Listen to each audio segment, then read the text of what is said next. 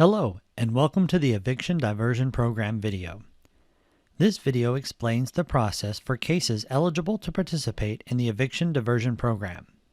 All residential eviction cases, the filing can be under SC, PL, or EV case types, involving a claim for non-payment of rent can participate in seeking emergency rental assistance. First, judicial officers will advise parties of the availability of an eviction diversion program and ask if the parties would like to participate. Program advisements.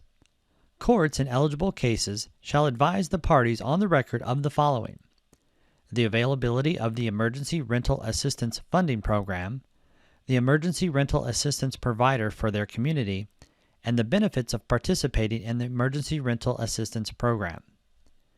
The availability of the Free Settlement Conference Program, and the availability for legal help/assistance, for example, Indiana Legal Services, Indiana Legal Help, or other local legal service agencies, pro bono resources, etc. Courts shall also inquire if the parties have sought emergency rental assistance and the status of the application, participated in a settlement conference program. This advisement can be noted on the CCS by adding the event Eviction Diversion Advisement Given. EVDAG is the code. Let's do that now. To add this event to the case, we will navigate to the Events tab. To add an event, click the plus symbol.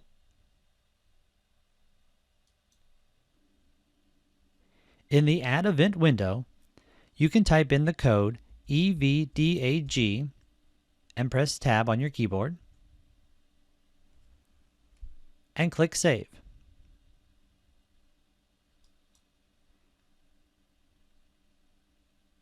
Entering the program. The program is voluntary for the parties to participate in after the advisements. If the parties agree to participate in the program, the following event should be added to the Events tab of the case. Case part of Eviction Diversion Program. CPEVDP is the Odyssey code. Let's add that now. On the Events tab of the case, we'll click the plus symbol and add the Case Part of Eviction Diversion Program code.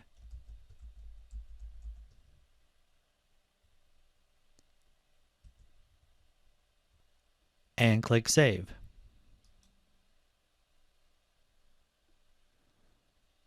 The hearing on the claim shall be continued for 90 days.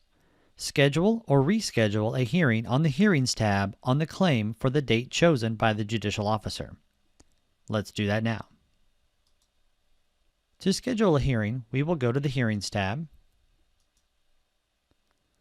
If there is a hearing currently scheduled, you can follow the cheat sheet for rescheduling a hearing. To schedule a new hearing, let's click the plus symbol. The hearing type, eviction hearing, should be set 90 days out. You can either type in the hearing code and press Tab,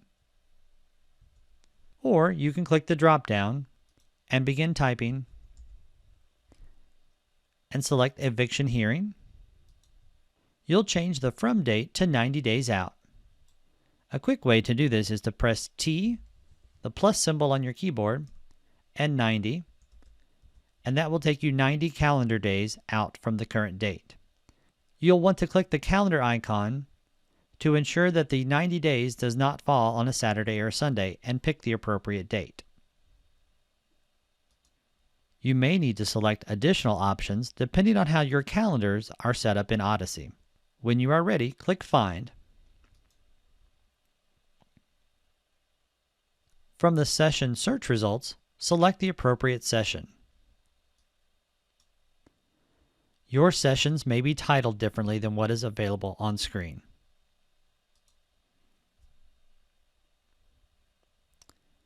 Fill in the appropriate time as determined by your court and click Continue. And click Save.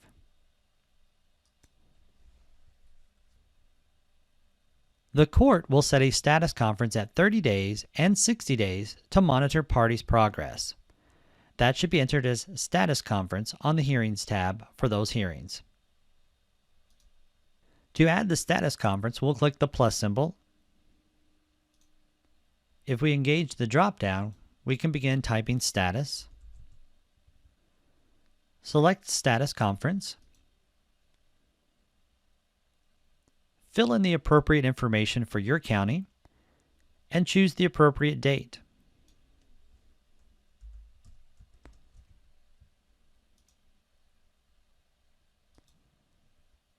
When you are ready, click Find.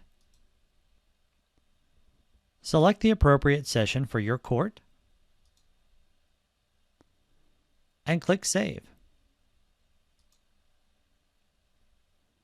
You'll repeat those steps for the 60-day status conference.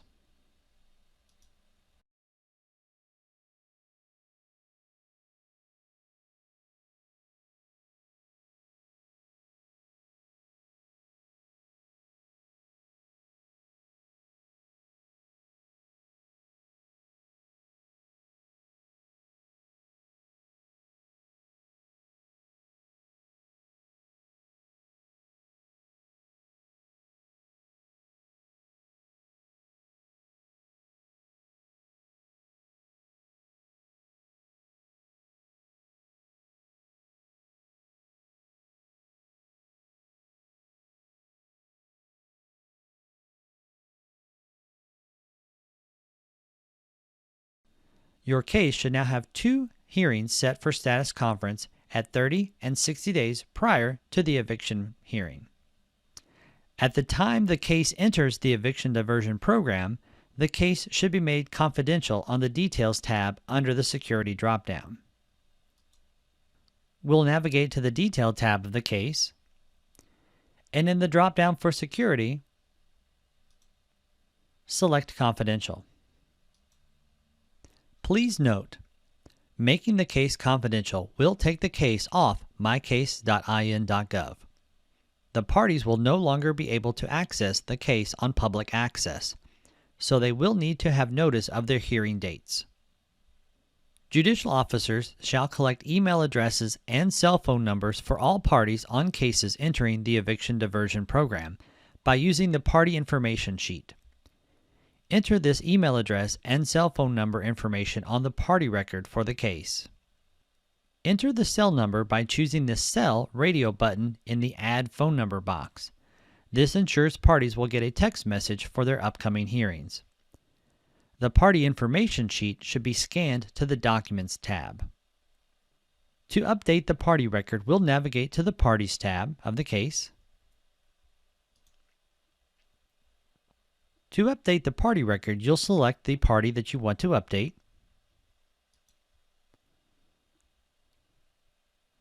On the Modify Case Party Details screen, you'll click on the party's name again. This opens the Modify Party window. To enter the email address, click the plus symbol next to Current Known Emails. Enter the party's email address and click Continue. To add the cell number, click the plus symbol next to Current Known Phones. In the Add Phone Number window, it is very important that you select the Cell option and then enter in the phone number for the party and click Continue. Ensure that the current known phone includes the cell number and the current known emails contain the current email address. When you have entered that information, you can click Save and click Continue to close the party record. You will want to scan the party information sheet to the Documents tab only.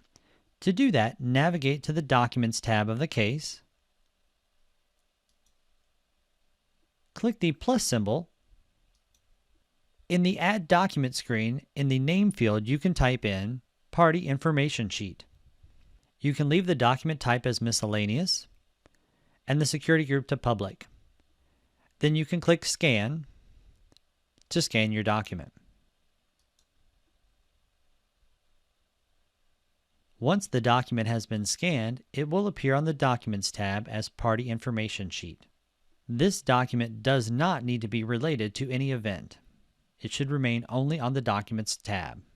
Violation of the agreement. If the plaintiff files that there has been a violation of the agreed entry, add the event Motion on Violation of Eviction Diversion Program, MVEDP. The motion may be electronically filed, in which case you will accept it with the MVEDP code, and it will appear in Odyssey with the motion. If you need to manually add the motion on the case, we can do that from the Events tab, clicking the plus symbol, adding the Motion on Violation of Eviction Diversion Program code MVEDP. You can put the date it was file stamped, who it was filed by,